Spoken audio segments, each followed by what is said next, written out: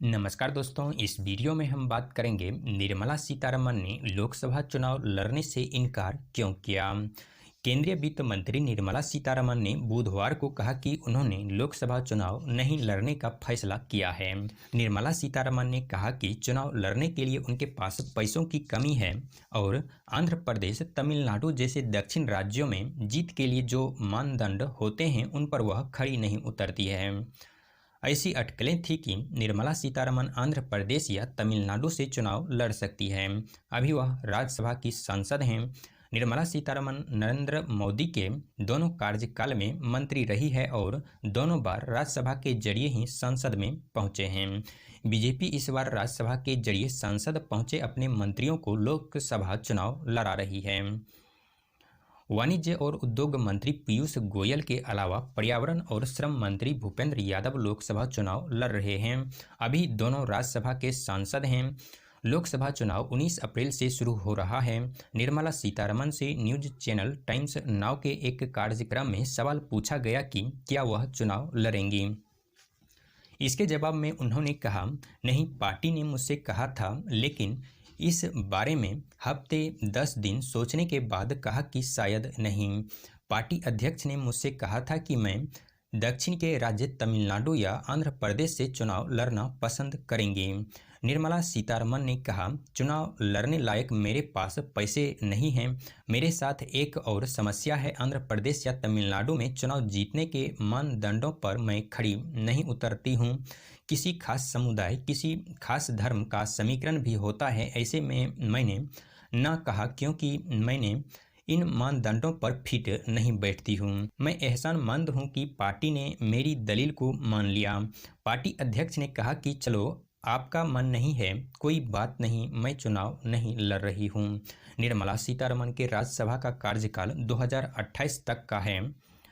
निर्मला सीतारमण के पास दो अहम मंत्रालय हैं, वित्त और कॉरपोरेट अफेयर्स।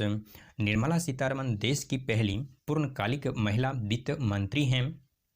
इससे पहले इंदिरा गांधी जब प्रधानमंत्री थी तो कुछ समय के लिए उनके पास वित्त मंत्रालय थी। निर्मला सीतारमण मोदी के पहले कार्यकाल में रक्षा मंत्री थी। सक्रिय राजनीति में आने से पहले निर्मला सीतारमण जेएनयू में पढ़ाई के बाद कॉरपोरेट सेक्टर के लिए काम कर रही थी। इसके बाद वह अपने पति के साथ लंदन चली गई थी और वहां उन्होंने बीबीसी ज्वाइन किया था। निर्मला सीतारमण 1980 के दशक में वापस भारत आई थी और अध्यापन के क्षेत्र में लग गई थी।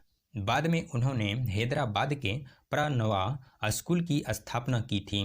साल 2008 में निर्मला सीतारमण का बीजेपी में प्रवेश हुआ, जब नेशनल एग्जीक्यूटिव ने इन्हें बुलाया गया था और इन्होंने भाषण दिया था। उनके भाषण का विषय सुरक्षा और आर्थिक मामलों पर था। तब वरिष्ठ नेताओं का ध्यान उन पर गया। जब राजनाथ सिंह अध्यक्ष बने, उन्हें फिर नेशनल एग्जीक्यूटिव में फिर भाषण देने का मौका मिला। उस समय अरुण जेटली मंच पर थे। उन्होंने राजनाथ सिंह से कहा कि भाषण सुनिए, इनमें बहुत संभावनाएं हैं। नितिन गडकरी जब अध्यक्ष बने तब उन्हें प्रवक्ता बनाया गया।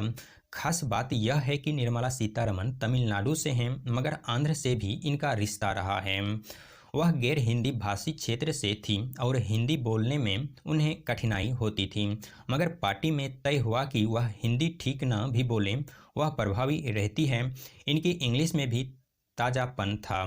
अटल बिहारी वाजपेयी सरकार में निर्मला सीतारमण को राष्ट्रीय महिला आयोग में नामांकित किया गया था। 2009 में उन्हें बीजेपी का राष्ट्रीय प्रवक्ता बना दिया गया था। निर्मला सीतारमण को 2014 में बीजेपी ने राज्यसभा सांसद बनाया। रक्षा मंत्री रहते हुए नरेंद्र मोदी सरकार पर विपक्ष ने फ्रांस के साथ रफाल लड़ाकू विमान सौदे में भ्रष्टाचार का आरोप लगाया था। निर्मला सीतारमण ने विपक्ष के आरोपों को खारिज किया था और अपनी सरकार का खुलकर बचाव किया था। इसके बाद हम बात करते हैं कि निर्मला सीतारमण के पति मोदी सरकार के आलोचक हैं। निर्मला सीतारमण की पति परकला प्रभाकर आंध्र प्रदेश सरकार संचार सलाहकार रहे थे।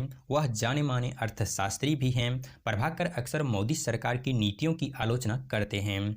बुधवार को ही प्रभाकर का एक वीडियो सोशल मीडिया पर वायरल हो रहा था, जिसमें वह कह रहे थे कि बीजेपी को इलेक्ट्रोल बॉन्ड की कीमत चुकानी होगी। प्रभाकर ने टीवी रिपोर्टर से कहा, इलेक्ट्रोल बॉन्ड का मुद्दा आने वाले समय में बीजेपी के लिए मुश्किल साबित होगा। अब हर कोई समझ रहा है कि इलेक्ट्रोल बॉन्ड न केवल भारत का सबसे बड़ा घोटाला है बल्कि दुनिया का सबसे बड़ा स्कैम है। इस मुद्दे के कारण बीजेपी को मतदाता जरूर सजा देंगे। बीजेपी को इलेक्ट्रोल बॉन्ड के जरिए सबसे बड़ा चंदा मिला है। बीजेपी को 12 अप्रैल 2019 से 15 अप्रैल 2024 तक इलेक्ट्रोल बॉन्ड के जरिए 6,986 करोड़ रुपए से अधिक का चंदा मिला है। इसके बाद टीएमसी और कांग्रेस भी हैं। बीजेपी अक्सर मनमोहन सिंह और पीवी नरसिम्हा राव की आर्थिक नीति को लेकर कांग्रेस को निशाना पर लेती रहती है। परकला प्रभाकर ने बीजेपी के इस रुख की आलोचना की थी। उन्होंने अंग्रेजी अखबार हर हिंदू में एक लेख के जरिए कहा था कि बीजेपी आर्थिक नीतियों को लेकर मनमोहन सिंह और पीवी नरसिम्हा राव को राजनीति के कारण निशाने पर लेती हैं, न कि आर्थिक समझ के कारण। निर्मला सीतारमण पार्टी के लिए विभिन्न मामलों पर रिसर्च करती हैं। पॉलिसी के मामले पर भी पार्टी ने इन्हें रिसर्च करने के लिए कहा था। इस तरह धीरे धीरे इनके काम ने शीर्ष नेतृत्व को प्रभावित किया। पार्टी के सम्मेलनों में इन्होंने भाषण से प्रभावित किया था। तब गुजरात के तत्कालीन मुख्यमंत्री नरेंद्र मोदी ने इन्हें अपने राज्य में बुलाया था। वहां उन्होंने महिला समूहों, खासकर स्वयं सहायता समूहों में बीजेपी के लिए प्रचार किया था। कहा जाता है कि मोदी भी इनके काम से प्रभावित हुए थे। पिछले गुजरात चुनाव में भी निर्मला सीतारमण वहां सक्रिय रही थी, जबकि न तो गुजराती उन्हें आती थी न ही हिंदी ठीक से आती थी।